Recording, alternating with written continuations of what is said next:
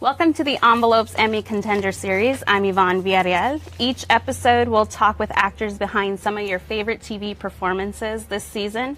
On today's episode, we're talking to Sam Heughan, who plays Jamie Fraser in the TV series Outlander. Thanks for joining us. Thank you for having me. You're launching this season off for us. You're our first guest. No pressure. I'm the first guest. Oh, well, start at the bottom and work your way up. So. Well, thanks for joining us. No, thank you for having me. I want to start off by acknowledging that a lot of the fans and viewers were a little, I don't know if upset is the word, or shocked that you and Katrina are not doing this interview together. Can you just reassure them that nothing is wrong? It's just a scheduling thing. No, we've now got to season 4 we're shooting, and we don't speak to each other anymore. We have separate trailers, with separate sets, and they CGI us in together. It's fame for you. What set it off? She was just getting outrageous, stealing all my snacks and my blanket. We are together, and we do work together, and things are pretty good. She's just very busy. Very busy. As are you. As am I. Well, season 3 kicked off with Jamie and Claire 200 years apart. Yes. Jamie sent her on her way to the future with a baby in her belly, and he was sort of resolute in sort of dying by his men in the battlefield. Yeah. Talk about entering that sort of mindset of defeat and acceptance of that. Like, you were ready to just have it be done. He obviously sends Claire and his unborn child away to be safe, and he knows that history is told that this battle, the Scots are going to be wiped out. So he goes to die, and actually when I was approaching it with the director, it wasn't a great sadness, actually. It's like he's actually in control here, and he knows his wife and child will be safe, and so he goes to commit suicide, really, and there's a kind of a release in that. And then on the battlefield, he sees his arch enemy, Blackjack Randall, which is actually for him kind of full circle, and he gets the opportunity to sort of take him with him, that he believes he's going to die, and actually wakes up on the battlefield and has survived. And Jamie, from that point on, really struggles to find a purpose to live, and does not want to be Jamie Fraser anymore, and certainly the loss of his wife and his child really affects him, and he goes through a real process to eventually find sort of acceptance and then something to live for again. What was it like shooting that battle? There was a moment where Tobias reaches out to you. Was that in the script, or was that not in the script? Yeah, that's a really special moment, and I think if you listen closely, I believe he says Claire. I think we wanted it to be this strange embrace, like, not that they love each other, but there's been this, the two characters kind of complement each other in some weird way. There's been this strange bond between them, obviously from season 1 and what happened there. So so they sort of die in this strange embrace, and it's full circle, and a new chapter for Jamie as well. But it's big, we say goodbye to some characters that we love, or hate, Blackjack Randall, of course, but also the Scottish actors, a lot of the clansmen, and it's very sad, and as Jamie's lying, sort of dying, or barely living on the battlefield, and he has to say goodbye to all these different characters that we love, especially Rupert. There's a great sadness to that, and I think we all felt it. That battle is very big in our culture. We're very aware of what happened, and so it was a great honor to be able to sort of portray it on camera. What are the challenges of shooting something like that? I mean, there's hundreds of extras on set, and there's a lot of choreography, but also keeping in mind the story you're having to tell, just in like your facial expressions or how intensely you approach it. What is the challenge of that? It was a beautifully written script, actually, and had some really strange moments. But there's obviously the battle, which felt like being in an episode like Dunkirk or in Saving Private Ryan. I mean, they were throwing bombs at us, and things were exploding, and it's pretty terrifying. There's sort of hundreds of people running each other with sharp swords and stuff. Yeah. So, but we wanted it to be dirty and kind of chaotic. And but then after that, as Jamie, I felt like he's going towards death. You know, he's coming out of his body, and he starts seeing things on the battlefield. He has these memories of Claire, and actually eventually sees her. And as the snow comes down, I feel like there's a point where he's literally on the edge of dying, and there's something about the stars, but he's sort of saved by Rupert and sort of brought back to life. And it was a really nice sort of transition. But yeah, he then struggled. You know, he really did not want to survive, and it takes him, you know, about 4 or 5 episodes and many years, which we cover, for him to finally come to terms with sort of the loss of the woman he loves. Well, you spend much of that first episode lying on your back. Is that a nice change of pace? Yeah. Before things get real crazy? It is. Actually, it's funny because, you know, when you really have to sort of become very still, and actually found my whole body like sort of slowing down, and my hands were getting cold, and, you know, you're there for hours. And but it's yeah, it was interesting because it's also, how do you, he's, you know, kind of mortally wounded. How do you also not let that take over, and you still have to be able to, he has to be aware of what's going on around him, and he has to feel the loss of Rupert and his other clansmen, and the loss of Claire, without being overcome with just pain and doing sort of injured acting. Right. So yeah, there's a bit of a challenge there, but again, you know, it was a great script, and then Jamie, yeah, he's sort of brought back to life and goes back to Lallybroch. We'll talk about, we see in the first 5 episodes, it sort of tracks how Jamie and Claire lived their life apart for those 20 years. Sort of how did you make of what Jamie's journey was during that time, and did you model it after anything? Yeah, it's, you know, the sort of different stages of grief, really, you know, and he goes through, you know, sort of anger and sadness and sort of eventually, you know, all the way through to acceptance. But, you know, each episode was so strong, and he's such a different character. You know, he actually assumes different names each episode. He really is. In the second episode, he's sort of living feral, and he's just sort of completely shut off to his emotions. He can barely speak. We actually looked at the script in that and really cut out a lot of his dialogue. So he really is kind of monosyllabic and just a shell. And then he finds a purpose to live, and that's to at least to sacrifice himself for his extended family.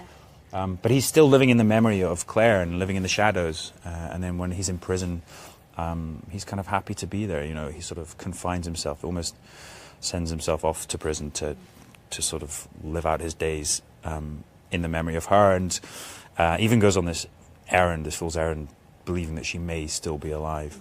But that's really the turning point, and the turning point when we meet John Gray as well, where Jamie starts to realize that there may be something else to live for. How was it playing Wild Jamie?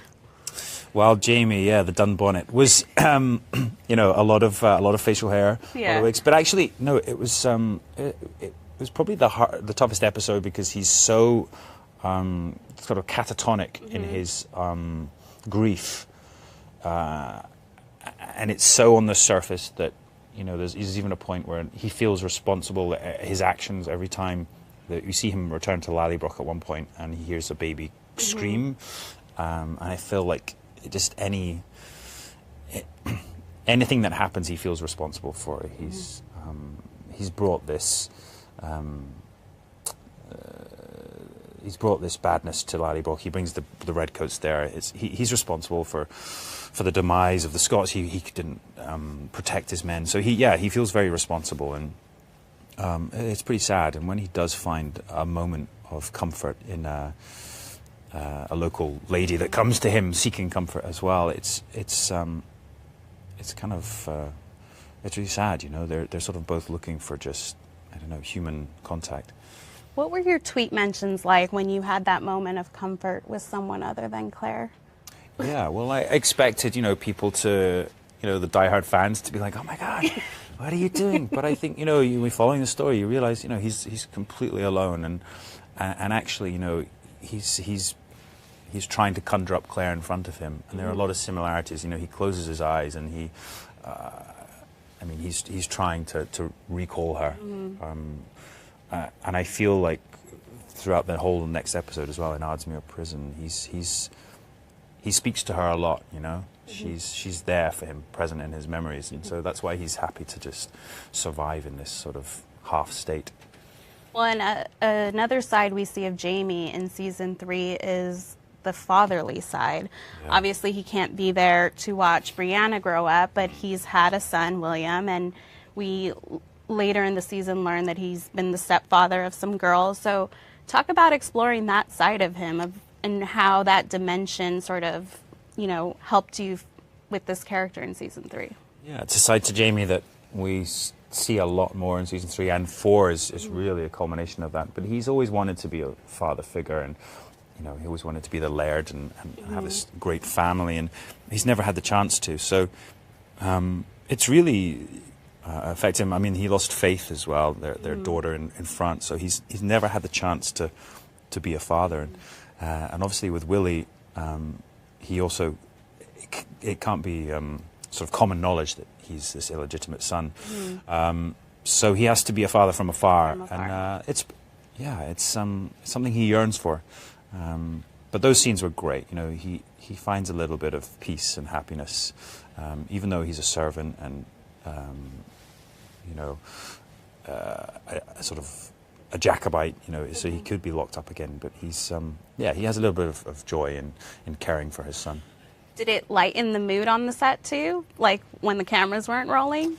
I felt I could breathe again. Yeah, like that episode was just in hell water. He's I don't know, it felt like spring, like he's gone through the winter and he's now able to breathe again and to find a little bit of joy. But then he ultimately, he has to leave Willie behind, and he carries Willie with him, and we see later on we might see Willie at some other point.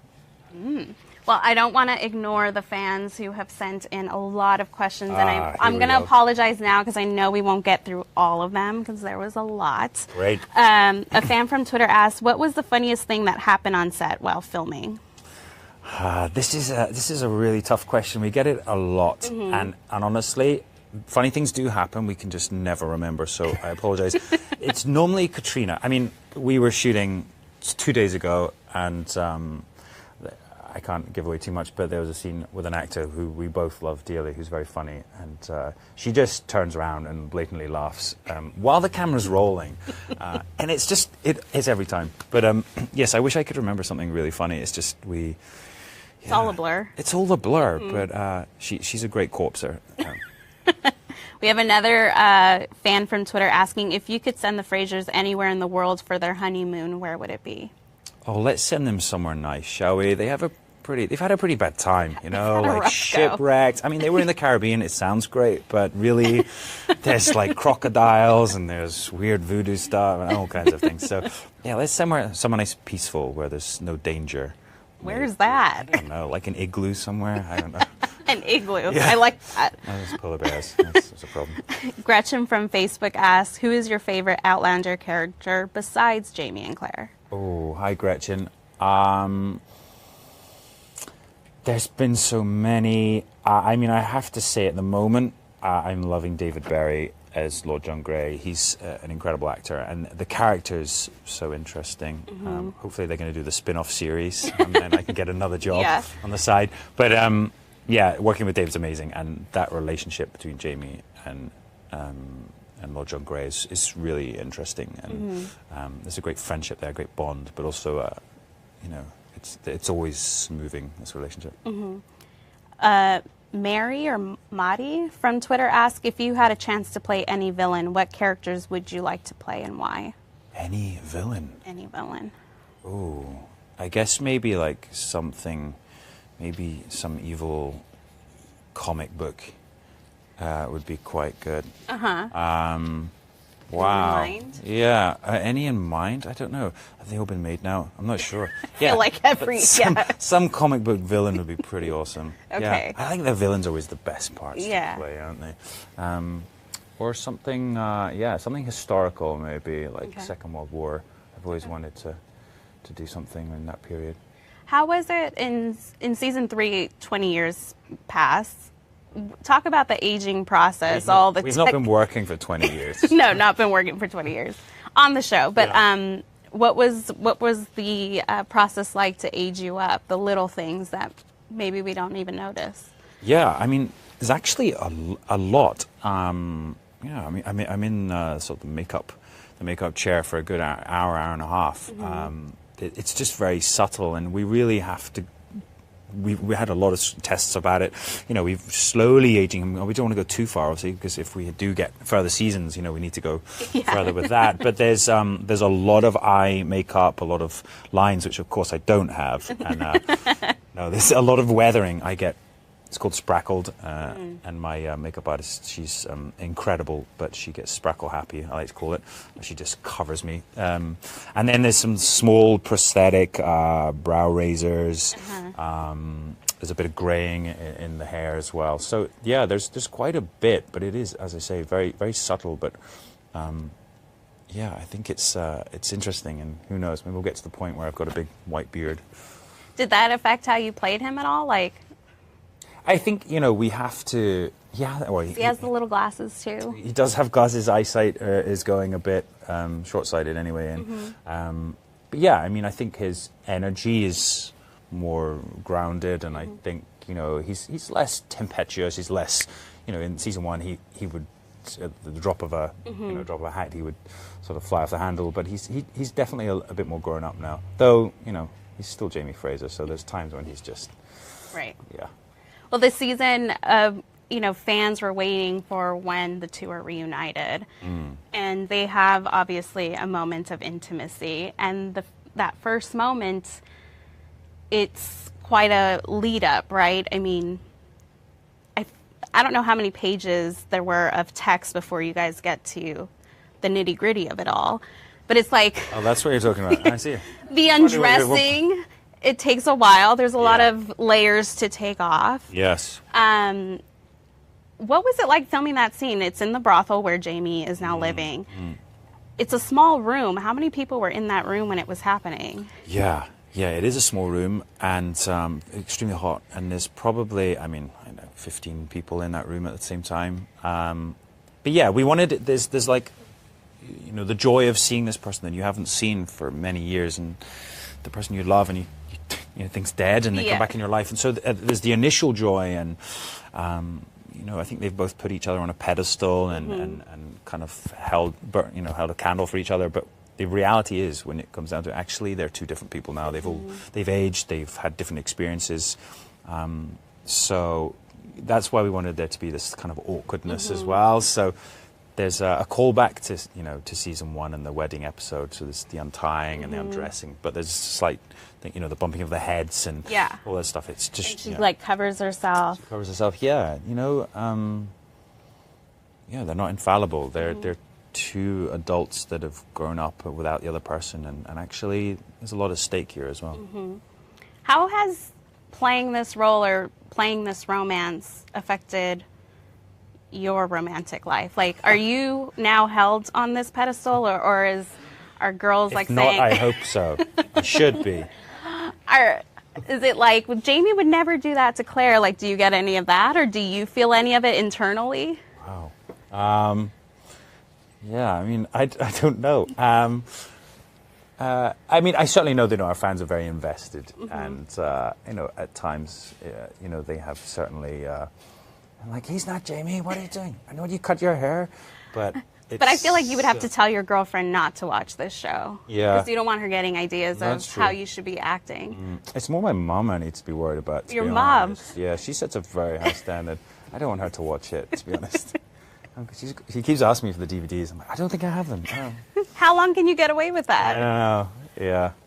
Yeah, she's beginning to realize now, I think, that something's going on. So, yeah. Maybe I'll leave them and leave the country. Like, give her them and go somewhere. I'm curious, like, you mastered the art of the longing stare really well.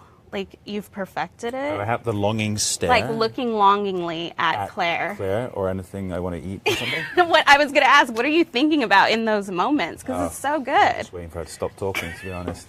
The longing... Well, no, I think that, yeah, there's, you know, that first time in Ep 1, the pilot, you know, where he sees her, and I think in the book, you know, it's obvious, you know, he he falls for her, and I think he still, you know, still she catches his breath a lot, and so I try to find those moments. And actually, in a weird way, you know, I think in her he sees his death, kind of. I don't know. There's something. Yeah, that actually is kind of scary in her, and so I try and find those points, if that makes any sense. I feel like you should teach our camera guys how to do it, because they both have women in their lives that I'm sure would want to see that look. Okay, gentlemen. So, how do you do it? Yeah, just when just think of, like, I don't know, think of what you're gonna have for dinner, and then some guacamole, and, some chips, and margarita. There it is. Thank you. Let's get more questions. Lucy from Twitter asks, are you more of a night owl or an early bird? I'm probably more of an early bird. I mean, I certainly like to get up early if I can. I mean, we're always moving around, and certainly since I've got here, it's been, I think, a bit of both. But yeah, I probably prefer the morning. Liz from Facebook asks, in which ways are you like Jamie? In which ways am I like Jamie? Probably stubborn, pretty stubborn, and Scottish, and yeah, I mean, yeah, he's probably more intelligent than I am. I think he's a bit more intelligent, and he's very forward-thinking. So I don't know. You always have to bring yourself to the character, and there are times when you read something and you go, "Why is he doing that? What an idiot!" And other times you're like, "Oh yeah, cool." So. But it's actually the times when you're like, why does he do that? And you sort of go back to the writers or whatever, and actually then in playing it, sometimes you find it. You know, you're like, I don't feel this is right. But then when you actually just get out of the way, stop making assumptions about something and just do it, you learn a lot about the character. Were there any moments from the book that didn't make it into season 3, but helped you with the character nonetheless? Yeah, there's always stuff in the books that are really helpful, and Diana Gabaldon, obviously, she is a great help. We talk quite a bit, sort of privately. She'd give me some insights or just things I'm asking or questions and stuff. And also, she also gives me her criticism of certain scenes. Like what? Wow. No, it's just funny, like, because she watches everything, which is great. But sometimes, you forget the camera's rolling before and after takes, and maybe we're messing around or whatever, and then she'll comment on something, and she's heard, and you're like, oh God, she heard. She knows everything. She's omnipotent. But she's wonderful. Yeah. I read somewhere that she's written a scene about Jamie traveling in time that only you've seen. Is this true? I mean, I couldn't possibly say if he was traveling time, but what I would say is that she's the Highlander in episode 1 that Frank sees. Well, Meryl said it yesterday, but yes, that's Jamie. Okay. But Diana has shown myself, and I think Meryl and maybe a couple other people's the last chapter or so of the last book. Okay. Or maybe not. How about in the 3rd season, we obviously see that Jamie has spent some of his time becoming a printer. And you actually had to learn that process, right? Yeah. What was that like? Well, it was great because obviously, we spent 5 episodes with him or so, and then we sort of lose him while we go to Claire's story. And then when we come back, he's established himself. He's sort of rebuilt his life. He's now living under another name, Alexander Malcolm, and he's a printer. And he's also on the side, doing a bit of smuggling. He's really got things going on. He's got fingers in pies, so to speak.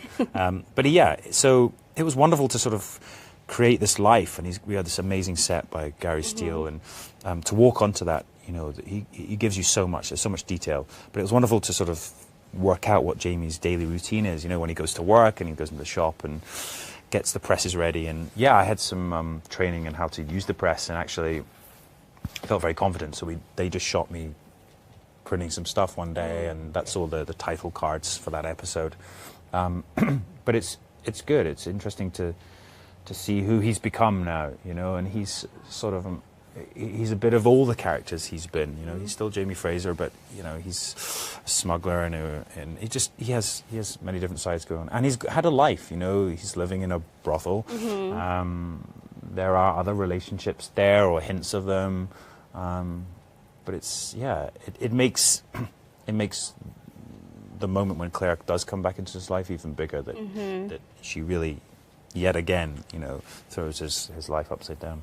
When we end the season with them sort of washing onto the shores of the colonies, what can you tell us about what we can expect in season 4 in terms of seeing them as sort of immigrants or pioneers? Yeah. So the end of season 3, obviously, you know, they're washed up in Georgia, and washed up is an unfortunate term.